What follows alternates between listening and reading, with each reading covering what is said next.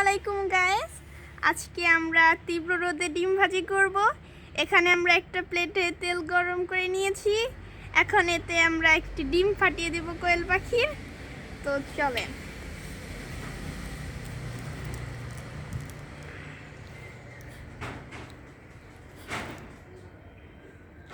ডিম দিয়ে দিয়েছি, এখন এটা ভাজি করার পালা। এখানে একটু লবণ দিয়ে দিতে হবে।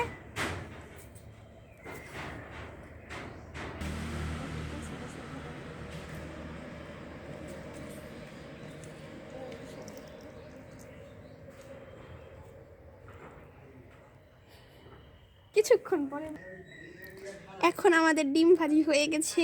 এখন আমরা এই ডিম ভাজিটা খাবো। স্টার্ট করো।